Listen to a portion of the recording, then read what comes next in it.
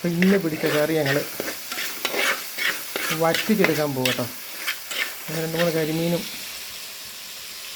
ഒരു കരിഞ്ചിയും കുറച്ച് കണമ്പ് വെച്ചിട്ടുണ്ട്. അപ്പോൾ അതിനെ വറ്റിച്ചെടുക്കാനുള്ള പരിപാടിയാണ്.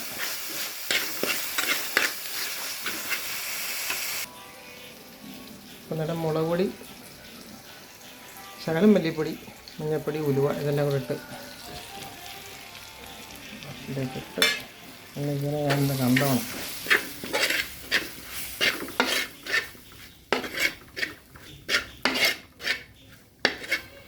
തോട്ടുപുളിയൊക്കെ ആദ്യമേ ഇതിനകത്തിലിട്ട് എണ്ണയ്ക്കകത്തിലിട്ട് സൈസാക്കിയത്.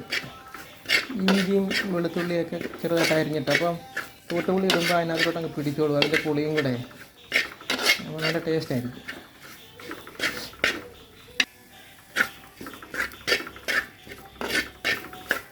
വറ്റിച്ചെടുക്കാനാട്ടോ.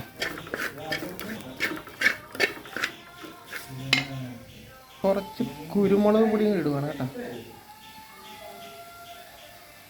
കായൽ മീനായതുകൊണ്ട്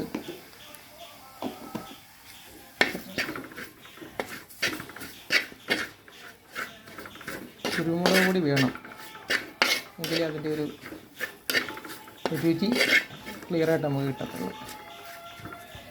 ശകലം വെള്ളം ഒഴിച്ചു.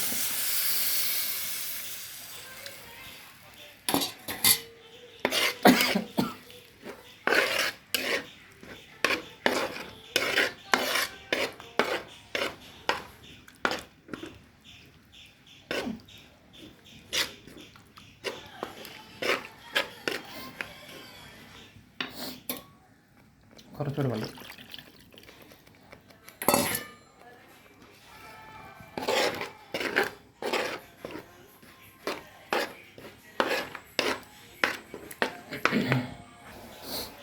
അപ്പോൾ ഇതിനെല്ലാം പെറുക്കി അതിലേക്ക് ഇടുവാണേ.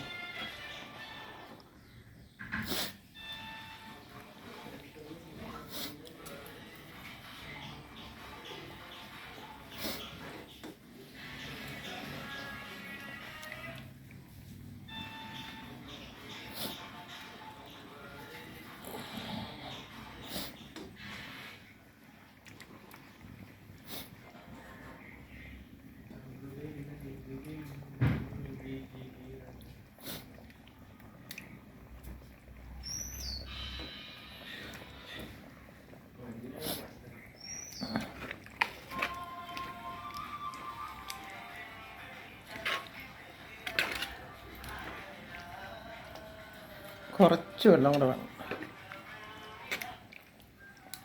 കുറച്ച് വെള്ളം കൂടെ.